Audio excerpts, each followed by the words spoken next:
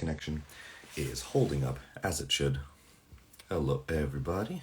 It is New Year's Eve.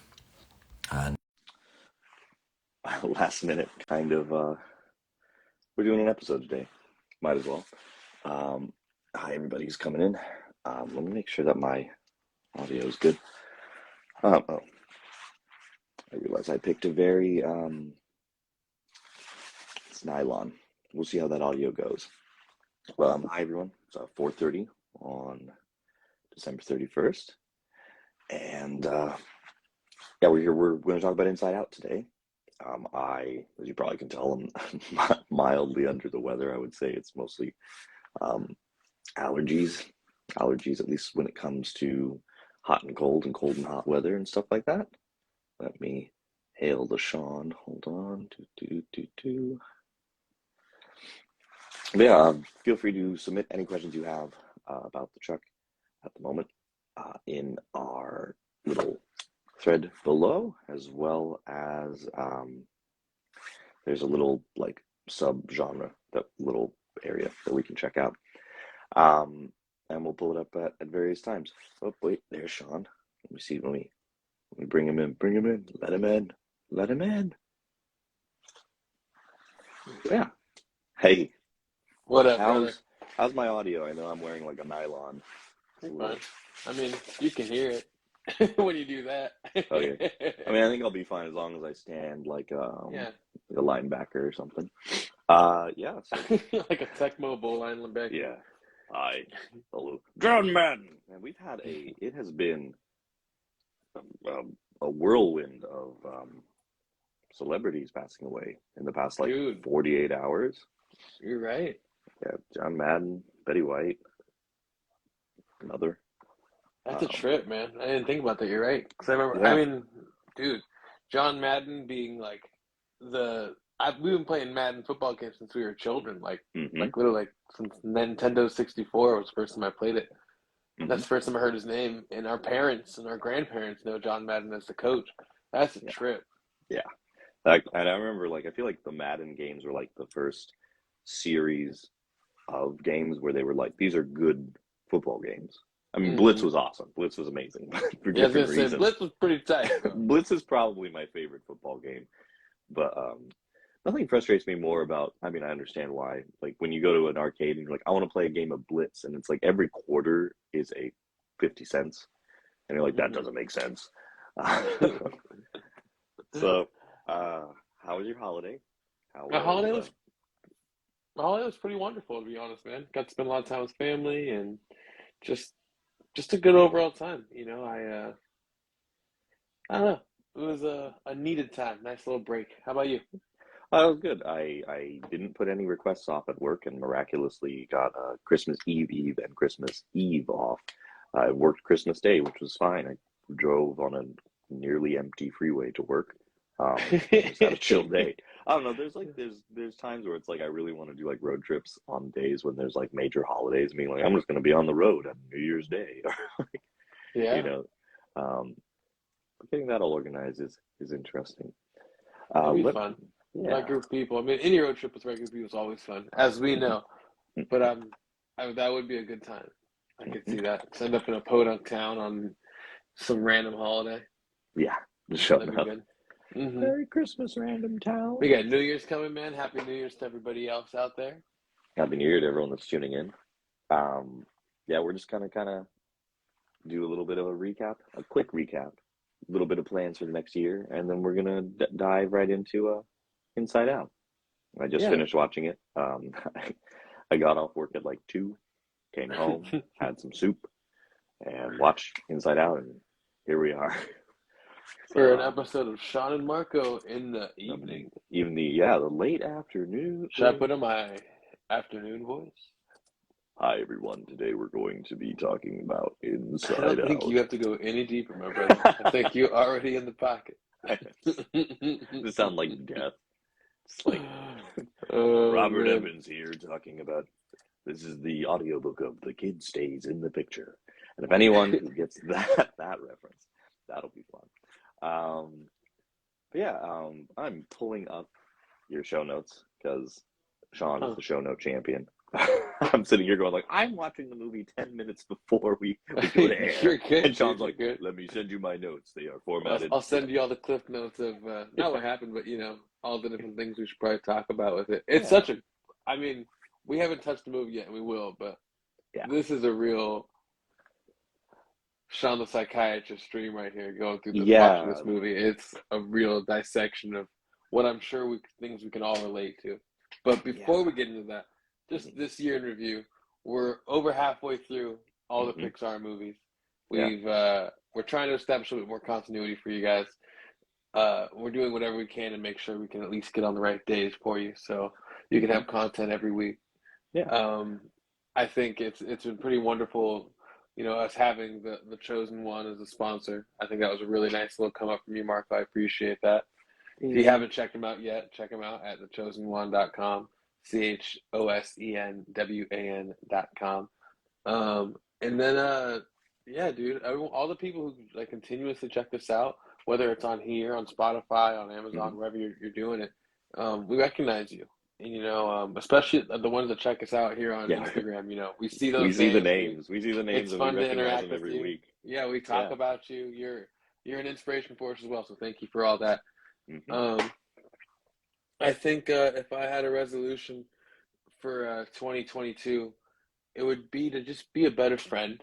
I think there's just space for growth in that department, and it's not Yeah. to shit on myself. Excuse my language. It's more just to say that I've realized that everything that you want to grow needs effort, and so Yeah. you got a friend in me, dude. Do, do, And do, I do, do. think that's gonna be my 2022 New Year's resolution. How about you, Marco? You know what's really funny is the reason that I chuckled the second that you said that is if there was one, like, we're getting deep on this episode, everyone, so and prepare for this. If there was like one recurring like down phrase I had on myself this year, I'm like, oh, I'm not a good friend. Like just like weird little things, just nothing like You need big. to Like I'm not. kick that first of all, and I second know, of I all, the know. easiest way to kick that, Marco, is whatever space you're giving yourself to feel that Hmm. way. Just take it away. Hmm. If you think you're not doing something, then do it. Yeah, yeah. I think it's from like this weird.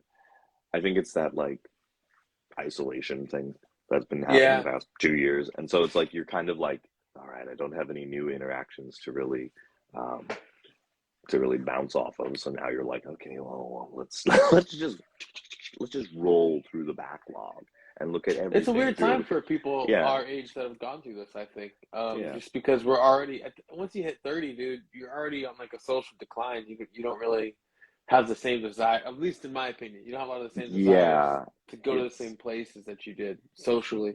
And so on top of that, to have a pandemic come and take it all away abruptly, like as such, it just did you want to go back out? It's just I could see there's a lot of social atrophy that can yeah, happen from this kind of thing. definitely. So yeah. You get So you get so back what would you into it. say is your resolution then? Resolution for this year, I don't know, like as much as I said like, oh, I'm a bad friend, now I'm sitting here going like, I'm gonna work on myself. Like I need to do some like figure out school, get some direction. I think like a lot of Actually, I have a great movie if you haven't seen it yet. It's called The Sisterhood of the Traveling Pants. It's a wonderful got it. movie and Hmm. introspection of self. I think it would really help you in honestly, dude, I'd look very good in a habit, wouldn't I? I can't remember what it's called. It's not There Mystery we go. Science Theater, but it's There we Jason go. Mantzoukas and all them. They have a podcast, and Hmm. they did that. They like they speak along with like a director's cut with Hmm. movies, and they're always like really bad movies for the most part. And Sister of the Traveling Pants made it, and I watched it. And let me tell you something. That movie is a gem. Okay, it is phenomenal. So I say that kind of facetiously, but also like check it out, Yeah, dude. It'll I change I your life. I think it's interesting that because there's a lot of movies that from when we were growing up that I think are like these neat little cultural touchstones that I don't think have like landed 100%. So they're not on AFI top 100 lists. But it's Hmm. like you watch like Sandlot, you Dude, watch, you know what I mean? It's like I don't know, just like to me like Sandlot. I know like I think Sandlot's got like a low Rotten Tomatoes rating, but so does like every good movie for some show reason. me a better beginning, middle, and end. Yeah. That movie is a story, all right? And yeah, and it's like you never like.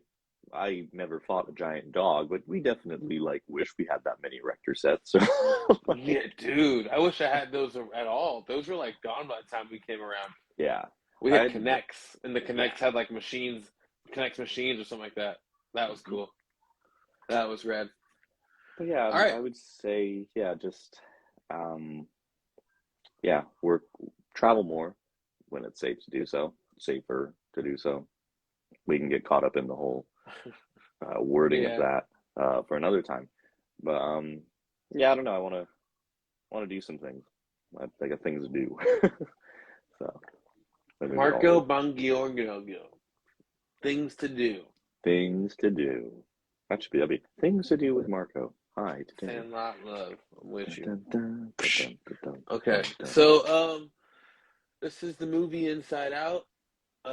It was oh God, it's a low key banger, first of all. Oh First yeah. and foremost, I just want to throw some praise out there. This movie hits Hmm. like on a lot of levels. There's a reason why Hmm. Mario's like, we're gonna get deep on this one. Because I Yeah, mean this there's one's gonna no be. way not to. Yeah. This is Toy Story 3 levels of emotion. This is up levels of just like heartstrings being pulled Hmm. on different directions. And I think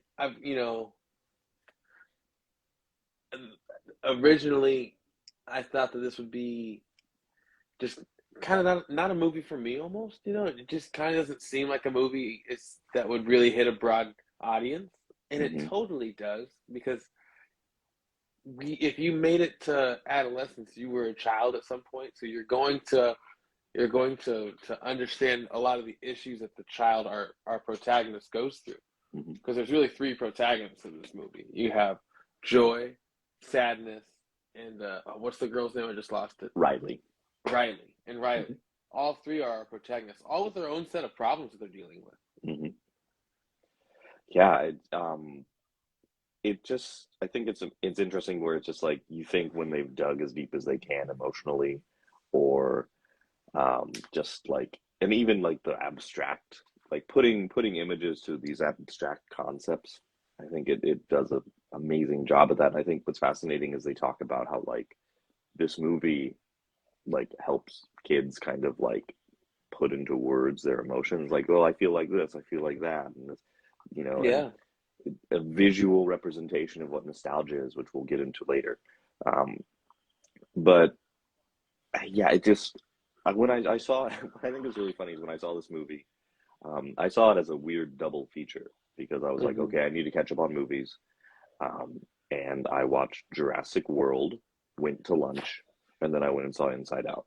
So if there was ever a more whiplash-inducing uh, double feature, I would say it's Jurassic World to Inside Out. Sorry. Sorry, I just got excited right now. I straight went nostalgia mode myself, and was like, I can't wait for the new Jurassic World to come Oh out yeah, yeah, with Jeff Goldblum. Dude, yeah, it's gonna be yeah. sweet. Anyways, Hmm. I'm sorry. No, Yeah, you're man. good. Um, so to put ourselves in like the headspace of Riley, did you moved a lot as a child, right? Would you The say, thing is or with me is like I kind of moved around the same area though. okay? Like I moved a lot when I was like in like elementary schoolish, I guess. Yeah. Yes, I guess I did. And Hmm. I just kind of, but then I ended up just moving like a lot into the same area, stayed in the same Hmm. school. But I moved frequently. Yeah, you're right, frequently. And the thing Yeah. about moving is you you think you're gonna start over and like be this Hmm. brand new person, you know? And Yeah. every single time you're just you, dude. Like Hmm. nothing changes at all. You're just Sean in said place. Nothing Hmm. changes. It's the funniest thing. Yeah. It's like we moved into the area, and then what's funny is I think about it, and it's like it's not the exact same thing as this movie, but I almost did the opposite of what Riley does, where we almost moved to Minnesota when I was in the eighth Mm, grade. I remember Um, this. yeah, and Big deal. we were far enough into it that we had like an entire carload in storage, and like my mom was moved out there and like working out there, and let's just say like. things worked out where we didn't have to do that. I'm thankful we did. I I always think about what Logan says though. He goes, "I'd probably like rule the state of Minnesota by now, just like anointed myself king somehow." Marco Bongiorno has staged a coup of the state of Minnesota. It's like the least. It's like the least dramatic coup possible. I feel like if the Muppets were real, they'd be hiding out somewhere like in Minnesota. Who's gonna believe them out there? He, a bunch of puppet frogs and pigs and I think I saw a puppet frog out there, eh? Oh, you betcha, yeah. Oh man. Well, all right, back to the movie, dude. I kind of feel like the common theme there is really growth. It's a journey to adolescence, and growth's all about having like a beginning, a middle, and end. And throughout all this, I feel like the beginning, the first thing we see is we see Joy, but she's immediately, as she said, 33 seconds into her being, met existing with sadness, which I feel like is kind of like the movie and also life's kind of way of just like telling you like these will be with you forever. Like get used to these things. This is it. Life is joy and pain. Get ready, kid. And it really is as such. And the movie is watching these two colors blend until you realize that they not only need each other, but they work in a symbiosis, I read a cool thing talking about Joy's aura. If you look at like her aura, it's all very blue, kind of like sadness, and it's kind of like its own foreshadowing of how she herself, Joy, works at its best with sadness. Yeah. And like I think she's the first character that was like her own light source. They said that was like something in the making of.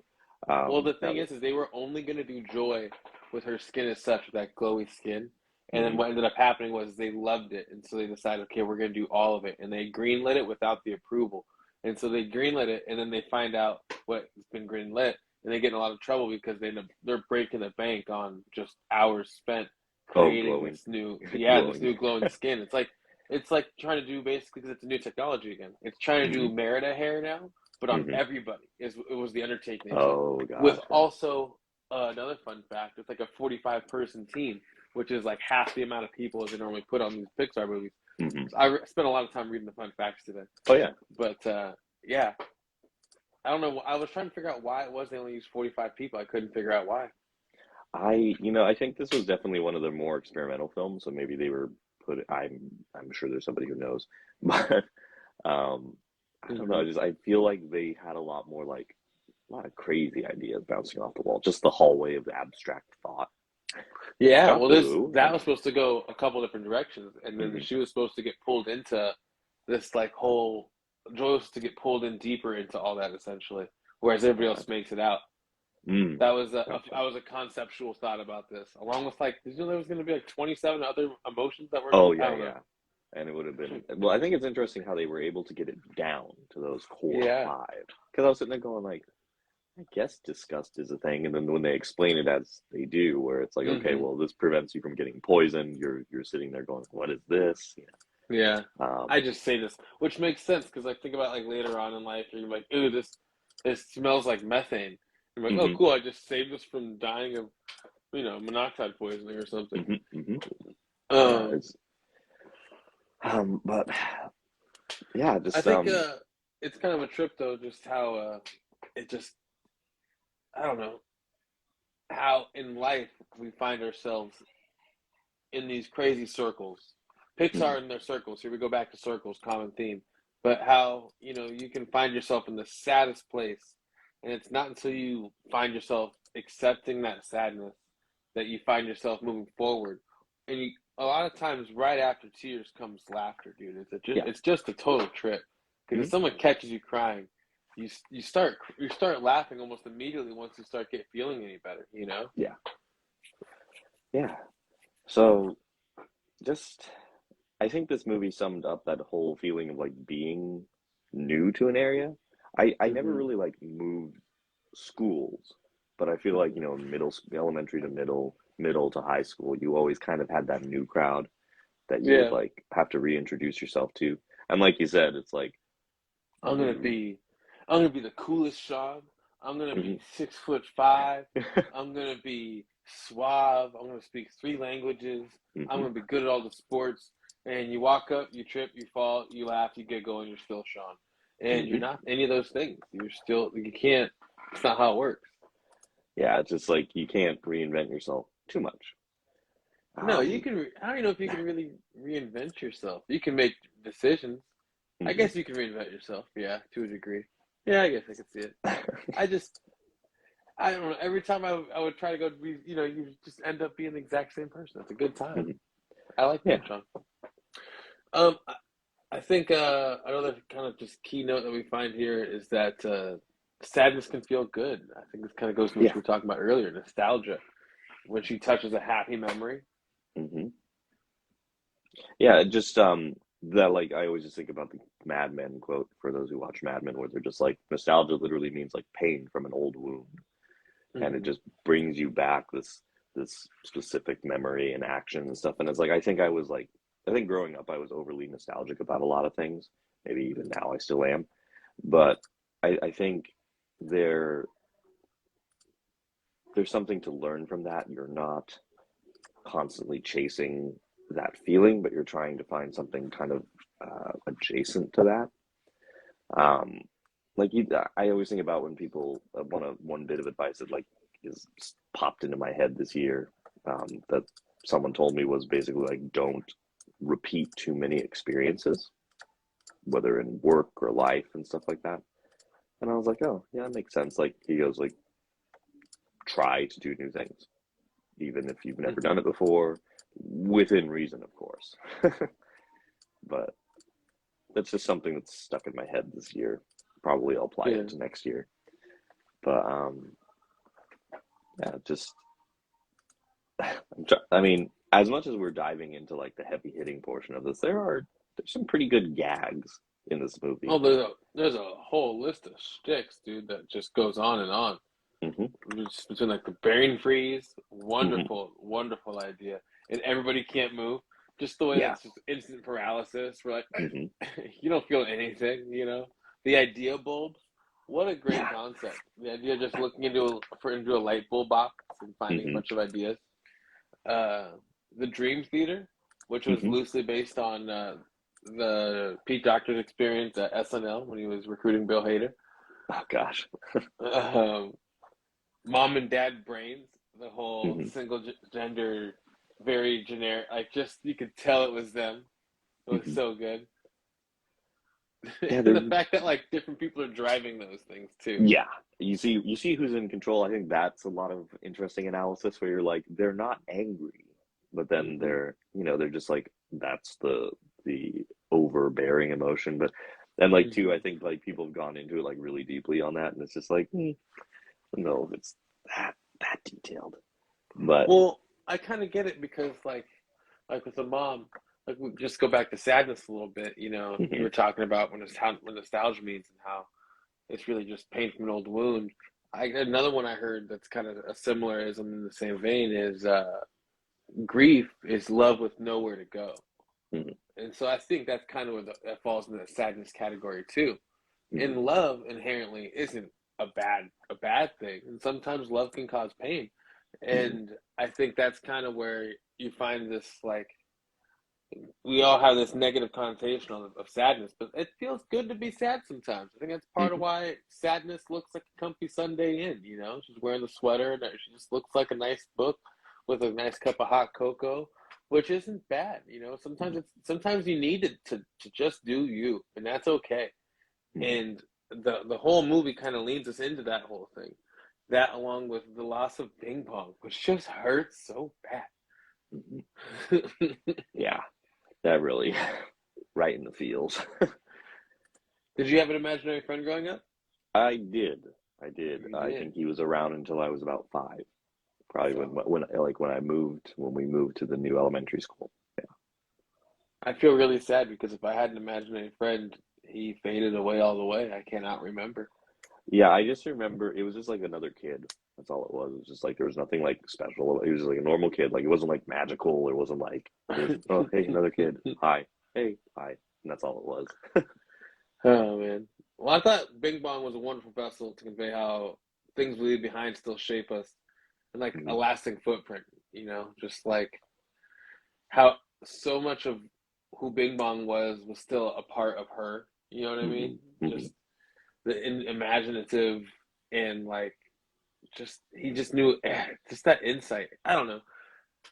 That between that and Richard Kind voicing him, I think that was the first time Richard Kind got his hands on a real meaty role, and he made Hmm. us invest in his character a lot. Yeah.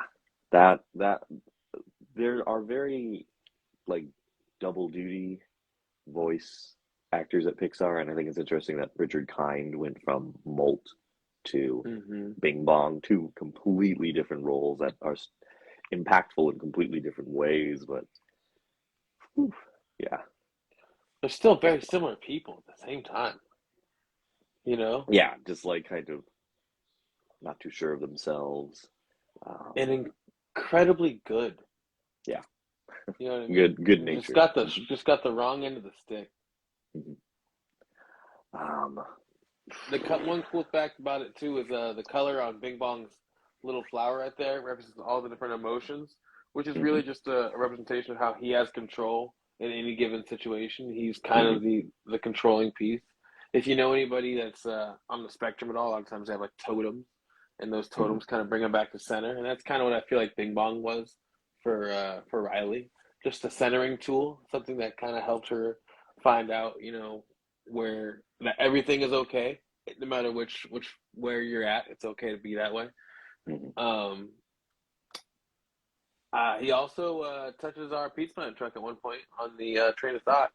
Yeah, I think it appears 3 times.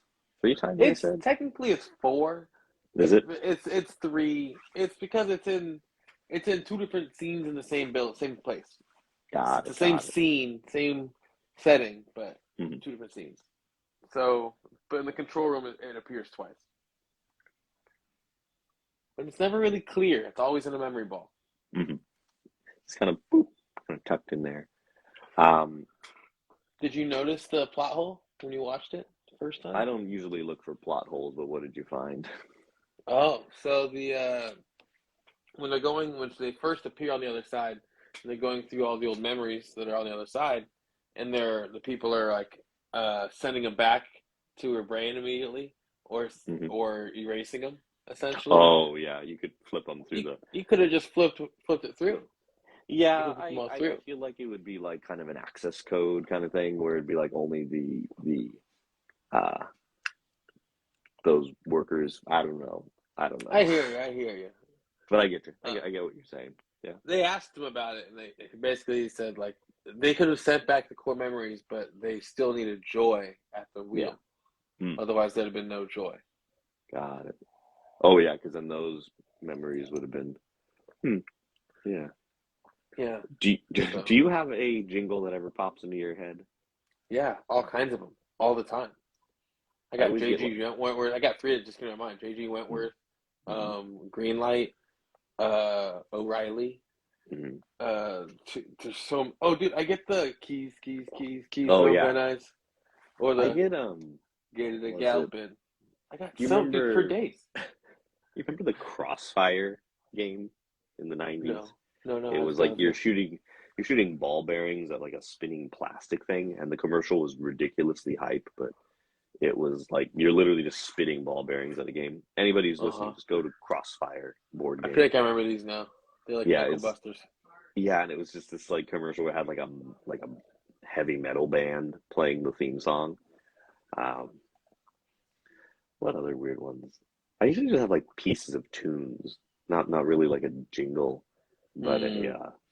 a like just like opening notes. I think it's like I've "Stepping had Out that Like new Cream." friggin' Elton John song stuck in my head for weeks now.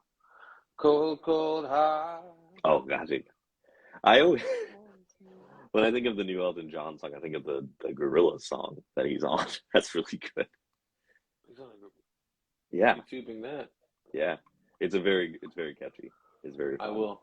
I will definitely check that one out. Let's see. Skimming. Um, the cast. There's a lot of really neat cameos in this, I would say. Like who? Flea, like Yeah, yeah, Flea. solid. I do like Random.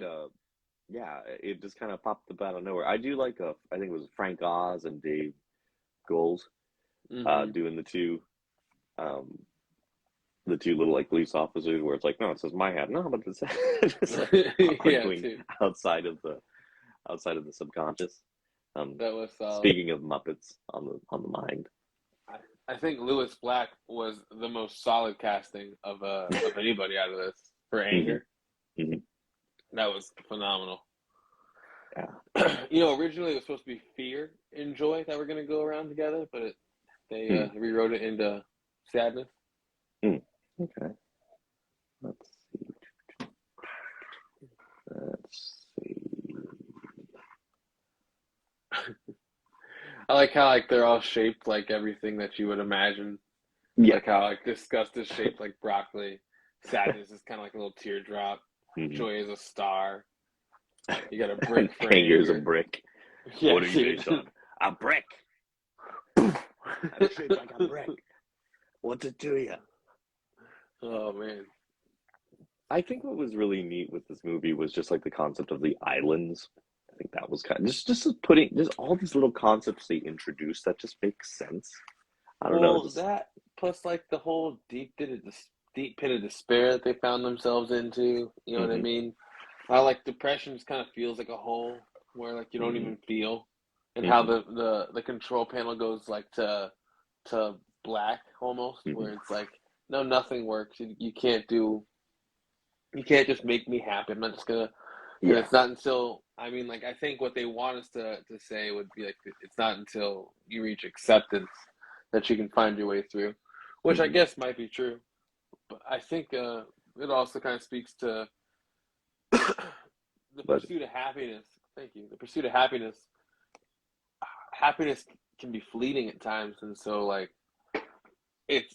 I don't want to say like uh, it's it's a mission that you can never succeed at. But yeah, I think that the mission shouldn't be to be happy all the time, but be content with the journey.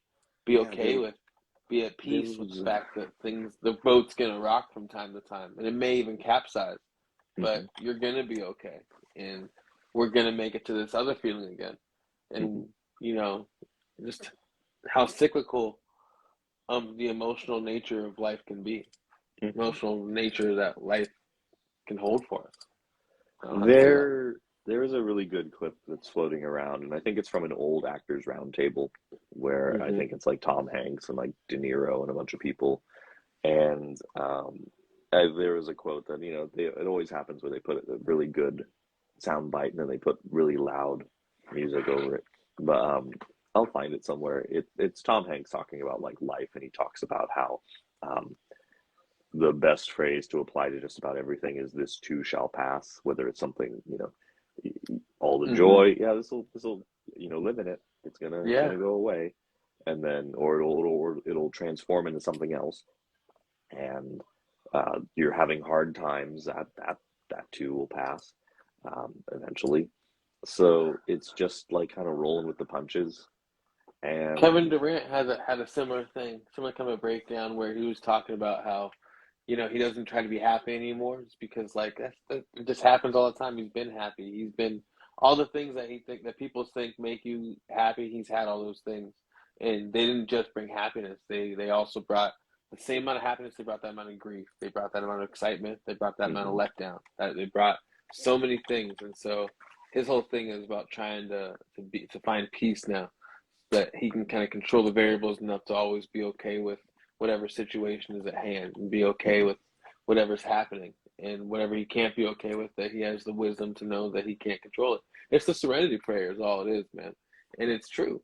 mhm. It's to That's a really good one, and I feel like there's I tried to do how you always do like lists of three things that always go together. Like I have like the phrase like spaceship or a theater of the mind, and there was a third one that I wrote down. And Mm-hmm. like these are all three concepts that I really like.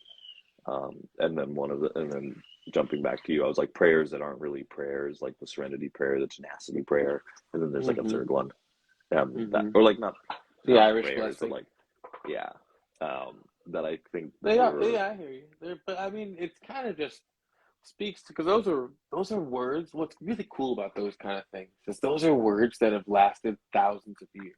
yeah, That's something that should really be dwelled upon, like that mm-hmm, concept, because like not everything lasts that long. That's mm-hmm, part of what makes Dickens. That's what makes like watching A Christmas Carol so special. Is yeah, that was thought up 200 years ago. mm-hmm, The Serenity Prayer, that's thousands of years old. mm-hmm, These prophets, they wrote these words shortly after the BC, dog. mm-hmm. you know. Ugh. So anyway, I digress. Yeah. This What, movie really got me stuck inside of my just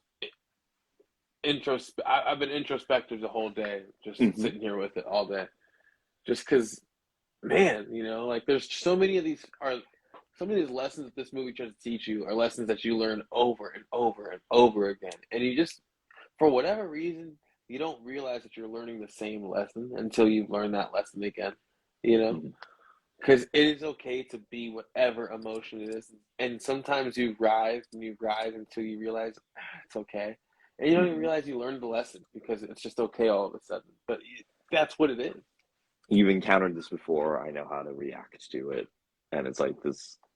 It's interesting. It's just like it's growing up. It's doing things Mm-hmm. differently, and it's like there are some things that like you're never going to get used to when they do happen. I think, but Mm-hmm.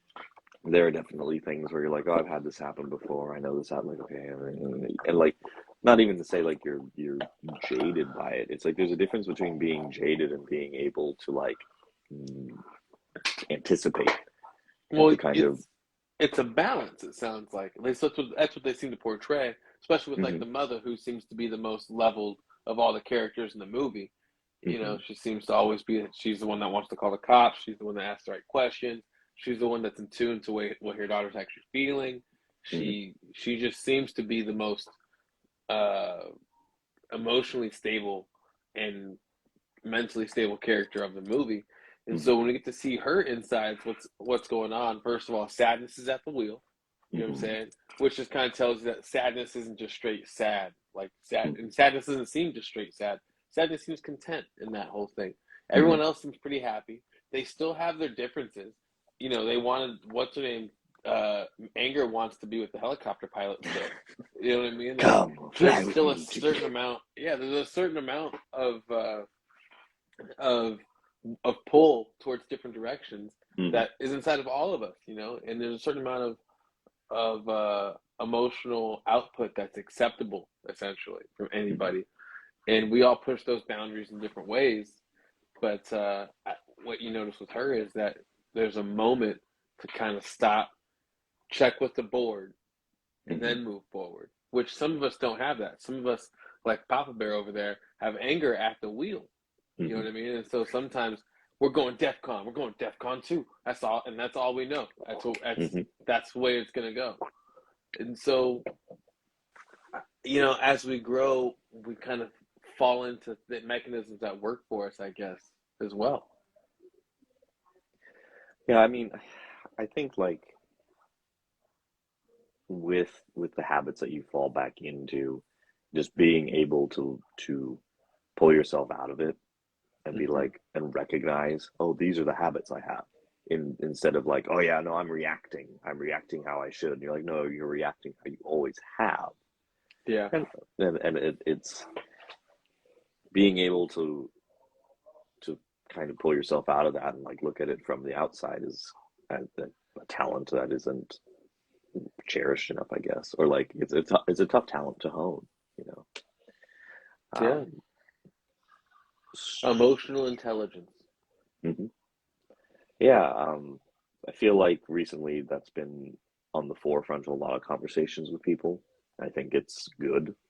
I know a Mm-hmm. lot of people are saying like people have gone soft, but I think it's just people are acknowledging that there's other people in the world besides them. I think without getting too much into it, like I mean, it's what you're taught as a kid. Be nice to people. It's, and sometimes it's balance in hard to all do that. things. I Yeah. think that personally, I think it's all going to go both directions, and as long as it doesn't skew too far in either direction, I'll be happy. Mm-hmm. So let's see. What? Let's go to some happier childhood memories. Okay, Did have you? you ever run away? That's not a happy memory. Oh, I'm sorry. Uh, I'm sorry. um, I have run um, away, and most times I would run away and just get shaved ice, and then I would go to the park, and then I would realize that no one was looking for me because I was allowed to go to shave ice and go to the park, and so I wasn't really running away. I really just went and got shave ice and went to the park, but nobody even looked for me, and I was gone doing acceptable hours. This is bogus, Mom. as long as you were back before the sunset, before the street lights turned For on, the right? street lights, yeah, that was the original one, and then it was like 7 p.m. and it was like 8. Mm-hmm. It And then always just kept changed. going. Yeah, midnight before midnight. Mm-hmm. Uh, what was your like core memory sport when you were younger? Like, and I feel like all kids of our generation, we all did like What were different yours? sports. I started with baseball. I really liked Mm-hmm. baseball. Then I realized I wasn't that great at it. I was left-handed. It was tough to teach a left-handed kid when 90% of the kids out there are right-handed. Mm-hmm. I did that. That is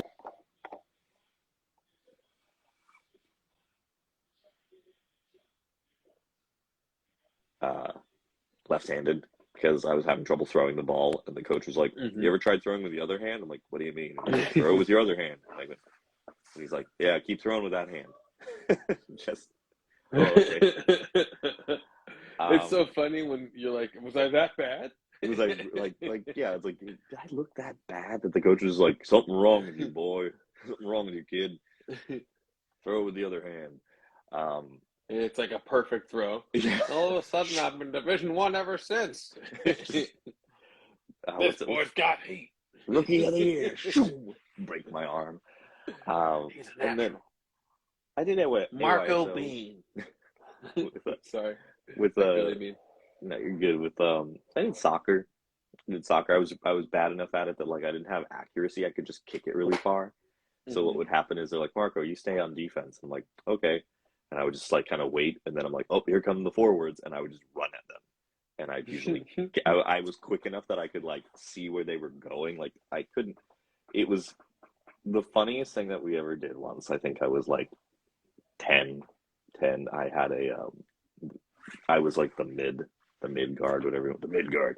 And there was the three defenders, and we're kind of sitting there on like, We're defending Helm's Deep. Go yeah, on. so it begins.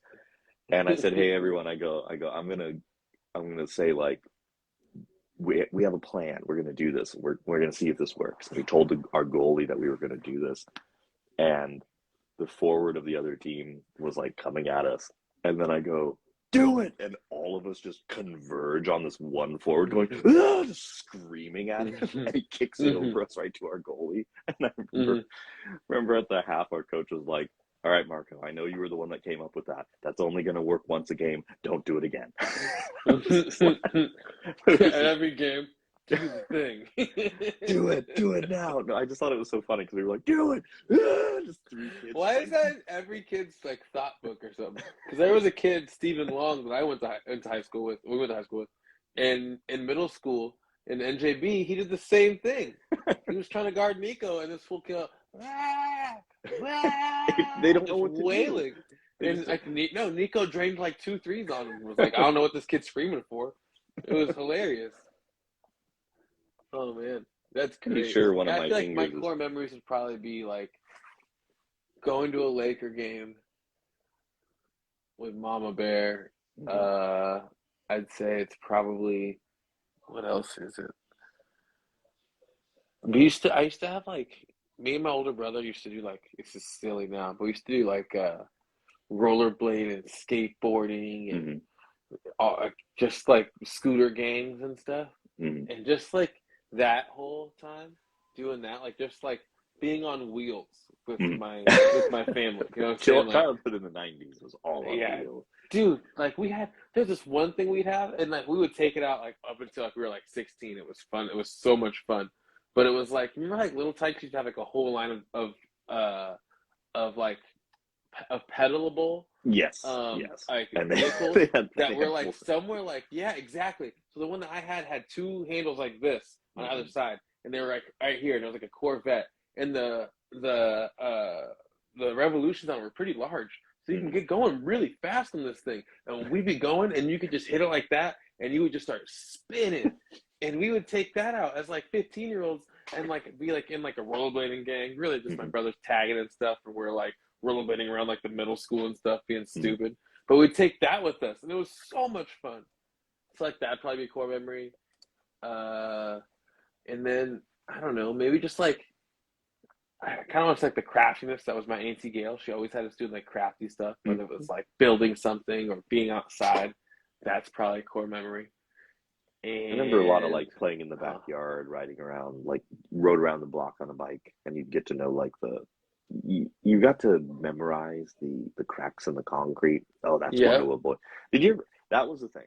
If you ever go bike riding with me, the one thing that like freaks me out is when your tire gets caught in a crack, like parallel to the tire, and it just like pulls mm-hmm, you. And I hate that. mm-hmm. The worst. And you're like, and it's like it's always when you're like trying to pass something. You're like, oh, I'm gonna go around this bumper, It's and then you're funny like, you feel that way because to me, I'm thinking, nah, let's look out for those. I'm thinking, where's that one really sweet like route that pulls it into a ramp so yep. I can hit that thing as fast as I want and go boom, Mm-hmm. and you only get like a foot of air. Be like, dude, I just went really high. Dude, I could have jumped over you, huh? And your friend's like, yeah, I could. You could have totally jumped over Jumped right over my head. you. I think it was called a Bike Max. My cousins handed it down to me, and it was this thing that you put on your bike. You put I remember it had a 9-volt battery, and it always would die, but it had this little like control knob on the handles, and it was like it would tell you your average speed, it would tell you your current speed, which was dangerous. It would tell you your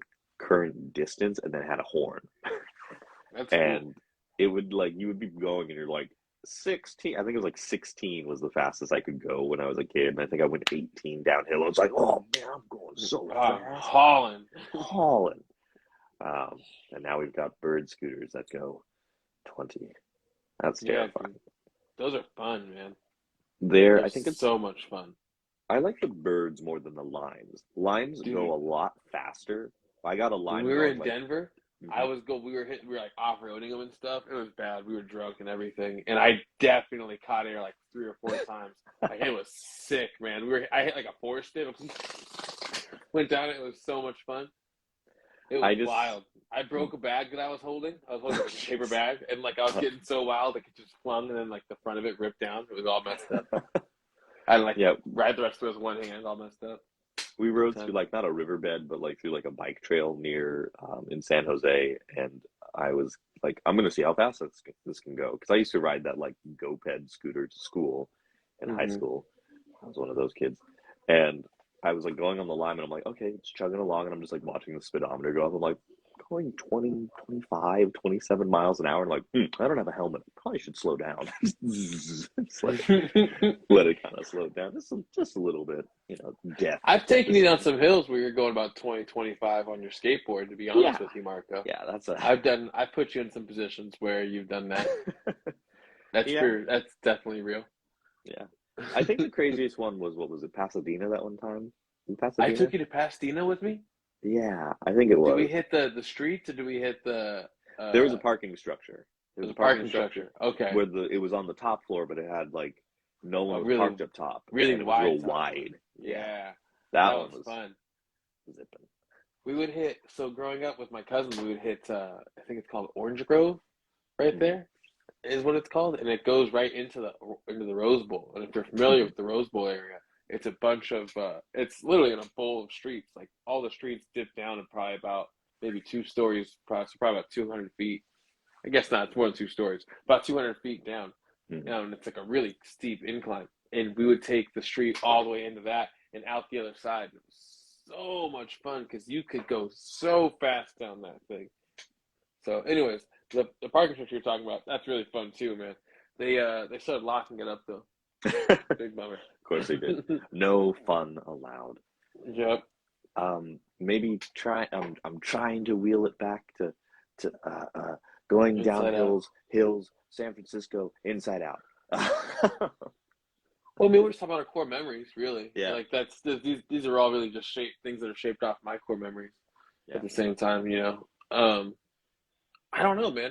I think it's cool, like how what you see as she gets older, there's a lot more core memories. Yeah. I wonder as she gets older, who ends up being, who's in charge at the controls. Is emotionally, has she passed the controls to anybody else? Is she still the joyous little person that she always was? Because maybe that's how we all start. I don't know. I'm not quite sure about that. I think we're all different, right? I think like you have those solemn kids, and like you have kids that are like they all The flip Seto flop. Kaibas of the world. Seto Kaiba, Banshee's bed, the Shadow Realm. I don't know. I feel like I don't know. I was like a goofy kid, but I feel like too I was like really brooding, even when I was like little. And I was like, oh no, this is very sad. And I'm like 6. Oh no. Once I realized I could make people smile, it was game on. Just full on ham and cheese, baby. Full on. What was your favorite, like, I mean, I think we kind of touched on it earlier, but like, what is your favorite, like, interesting concept that is visualized in this, whether it be the train of thought, the pitch of despair, or imagination world, subconscious, dream theater? I think train of thought was a super solid, just like mechanism to have in the background of the whole movie. Just because like it really does go everywhere. Like the way they keep on utilizing how like, well, I don't know where it's going to be. It could be anywhere. Like that's exactly the way your train of thought works. That was solid. I thought the way the jingle, that was a solid execution. But just like I guess like you said, symbolism. It'd probably be as a pit of despair kind of a thing, because that's what depression feels like, is when like just happiness is just stuck in a place that you can't get to, or like the control panel going black, that numbness, to where it just feels like no matter what you do, like you just can't really start any of your emotional systems. I feel like both those really were the two that connected with me most, which is why I do this movie. Like last night, and I told my girlfriend, I was like, I gotta watch Inside Out. I want to watch it, and we're gonna get sad though. And she's like, I'm not really, and I was like, she goes, not when you say it like that. I was like, oh, I'm just giving you fair warning. Like you're gonna get sad. It's sad. It's not like Up either. It's not like an uplifting sad. It's like, hey man, you're depressed, and we at Pixar, we know that about you, and so, oh, you made it out. Oh, let's go back on a nice little journey with cartoon images where we talked about how sad you used to be, and that's exactly what it is, and it's great too, because we all need to understand what we felt in order to move forward. Yeah, I'm trying to think of like if there's a way that I could like wrap up my train of thought on this, where it's like during all of this isolation and stuff, I don't think it's like I guess it wouldn't be a type of depression. I think it was just that feeling of, they talk about listlessness, malaise, that like nothing you do has actually any purpose. It doesn't really matter. And you feel like you're spinning your wheels. That's how I've been feeling for a while with different portions of existence. So I think being able to see a movie that kind of like puts you in that mode where it's like, hey, like you'll get through this. You've been through worse. I've been talking a lot about how like I go through the pandemic. It really brought my anxiety up, and it made me kind of operate in my everyday life at like a 2 or a 3 to start. Whereas normally I'm at like a 0, which is just a normal Sean. But I'm at like a 2 or a 3, which kind of makes me feel like it's like when Joy's gone, and they're kind of like, well, what do we do? And you got the wrong people at the wheel hitting the wrong buttons, and you respond incorrectly to all kinds of situations, to where you know better. You're sitting going, why did I act like that? I don't get it. Like literally moments later, and then if something else happens, and you're put right back in it, or something happens, and you're just triggered to anger. You're like, why am I? You don't even know why you're freaking angry. You're just angry. or you're just disgusted, or you're just whatever it might be, or Mm-hmm. you're laughing at the wrong thing. That's when you know you're really going off the deep end. When Yeah. you start laughing when you're going through, I mean, come on, that's oof. Watch out. Mm-hmm. Let's see, skimming over the notes, see if there's anything that we might have missed, but I think we're getting to that nice, Yeah, getting to that we're in hour the mark. pocket. Yeah. For those of you that are listening in and have any questions, fire them off into the little question box, and Sean and I will chat for a little bit more and check back in it in just a moment. Um, yeah, what are your New Year's plans New for Year's tomorrow? plans, Yeah, do dude. you do like New Year's Day stuff? My family, we do this like little family reunion thing. It's Oh, probably the closest thing we get to a family reunion. no, I'll probably just try to see my lady if I can, and I doubt I'll even make it to midnight. To be honest with you, these days I'm not one to. Yeah. Yeah, I mean, like and I think what's interesting now there's choices. You don't have to watch the Dick Clark New Year's Eve hosted Oh by Ryan yeah. Seacrest. There's the one that keeps catching my Isn't eye it is funny to call it Dick Clark New Year's Eve though? yeah, I guess it's like the branding. It's more branding than anything. But then I turned it on like, Ryan Seacrest. I do think what's the one that kept catching my eye, I kept seeing ads for was the Miley Cyrus Pete Davidson Pure Chaos Miami one. And I'm like, this could be interesting. This could be Okay. chaotic good. I don't know. They are both Well, chaotic people, but thoroughly dude, entertaining. Pete Davidson. There's a guy in the news these days. I don't. Good for you, guy. Good for you. Yeah. Pete Davidson, we salute you. Shawing. Um, Let's see. Um, what else is going on, dude? nothing too crazy. Um, let's see. Just figuring out some truck stuff. Um, just figuring out what to do next. There's some things that I got to work on. Like um, I still have to fix the T handles on the back of the camper shell. That's just something I got to do Got it. Got eventually. it. Um, but yeah, just kind of figuring that out right now. What's the next movie for us? I believe that would be something. Hold on, listen to the I think clicky it's a clack. Good Dinosaur, but I'm I not think it positive. is. We're getting into uncharted territory. No, let's see. Come on. If it is that movie, that's another sad movie. Talk Hmm. about father-son issues. Yeah, we Dad, if you're are. listening, I love you. Yeah, we are at the Good Dinosaur next. Yeah, that's a Uh, solid one. That one, now I'm gonna be honest, of all the Pixar movies that ever came out, that's mhm. the least Pixar feeling movie. I feel like that it just didn't. It doesn't fit the mold of what any other Pixar movie feels like. Yeah, yeah, I could see that. Yeah. I could see it being a DreamWorks movie. I could see it. It's a great movie, great film. But I will Hmm. say it does not to me. And maybe I'll feel different after watching it this time. We'll see. Hmm. Yeah. So we will probably see you next week. My schedule is still a little wacky, um, as a mixture of like uh, getting off holiday hours and then just I'm back to work in a different capacity than I was before, which is partially why I'm really tired today, um, among other things. And yeah, let me check that question box one more time. And I think we're all set. But Super thank you for solid, bro. tuning in, everybody. This has And been Sean and Marco in the evening. in the late, in around sunset, Sean and Marco, after dark. Signing off. See ya.